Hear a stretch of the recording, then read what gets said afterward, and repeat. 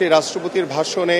মাধ্যমে আমরা দেখেছি যে আমাদের বাংলাদেশের যে ভবিষ্যৎ যে পরিকল্পনা এবং বিগত সময় যে ফ্যাসিবাদ আন্দোলনে আমরা এটিকে নেগেটিভভাবে দেখছি না। আমার কাছে মনে হয় এটি একটি পজিটিভ সাইন, কারণ তার মতামত প্রকাশ করার মতো স্বাধীনতা তার রয়েছে। বিরোধী দলীয় সকলের মতামতকে সমান গুরুত্ব দিয়ে কিন্তু আজকের এই সংসদ শুরু হয়েছে। মানুষের যে প্রত্যাশা পূরণের যে অধিবেশন দিয়ে আজকে আমরা শুরু করেছি, বাংলাদেশের সংসদ শুরু করেছি, সেটার ধারাবাহিকতায় আমি বিশ্বাস করি যে একটি গণতান্ত্রিক বাংলাদেশ গড়ার জন্য বাংলাদেশের মানুষের যে প্রত্যাশাগুলো রয়েছে সেই প্রত্যাশা পূরণের কেন্দ্রবিন্দু হবে বাংলাদেশ জাতীয় সংসদ, এবং সেই সংসদে আমাদের সরকার দলীয় বিরোধী দলীয় সকলেরই গণতান্ত্রিক অধিকার এবং প্রত্যেকেরই সমান অধিকার থাকবে তাদের মত প্রকাশের জন্য। এবং সেই মত প্রকাশের মাধ্যমে আমরা বিশ্বাস করি যে বাংলাদেশের যে আইন প্রণয়ন থেকে শুরু করে বাংলাদেশের সাধারণ মানুষের যে প্রত্যাশাগুলো আমরা এই জাতীয় সংসদের মাধ্যমে দীর্ঘ প্রতীক্ষিত ফ্যাসিবাদ আন্দোলনের বিরুদ্ধে পরে এসে আমরা যখন একটি স্বৈরাচার মুক্ত বাংলাদেশে একটি গণতান্ত্রিক বাংলাদেশ পেয়েছি, সেই বাংলাদেশে জনগণের সকল প্রত্যাশা পূরণ করে হচ্ছে আমাদের এই সংসদের প্রধান দায়িত্ব। দেখেন, এটি আমাদের আজকের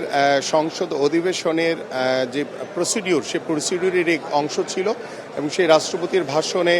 মাধ্যমে আমরা দেখেছি যে আমাদের বাংলাদেশের যে ভবিষ্যৎ যে পরিকল্পনা এবং বিগত সময় যে ফ্যাসিবাদ আন্দোলনে যারা ক্ষতিগ্রস্ত হয়েছে বা ফ্যাসিবাদ আন্দোলনের বিরুদ্ধে আমরা যারা সংগ্রাম করেছি, প্রত্যেকটি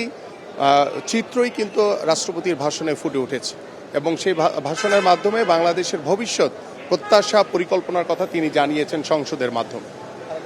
এটি হচ্ছে, আমি মনে করি এটি একটি গণতান্ত্রিক অধিকার, এবং সেই গণতান্ত্রিক অধিকার মনে করে তারা যে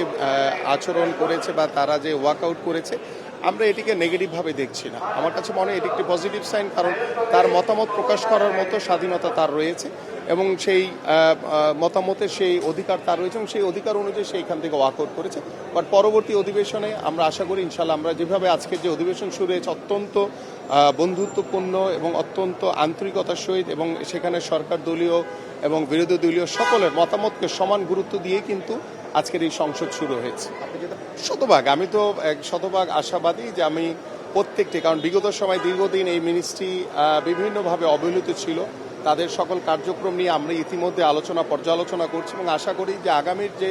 সংসদে আমাদের যুব এবং ক্রীড়া মন্ত্রণালয়ের প্রত্যেকটি বিষয়ভিত্তিক যে বিষয়গুলো রয়েছে, কার্যক্রমগুলো রয়েছে, সেগুলো সংসদের মাধ্যমে আমরা জাতির কাছে আমরা জবাবদিহিতা করবো ইনশাআল্লাহ। Thank you.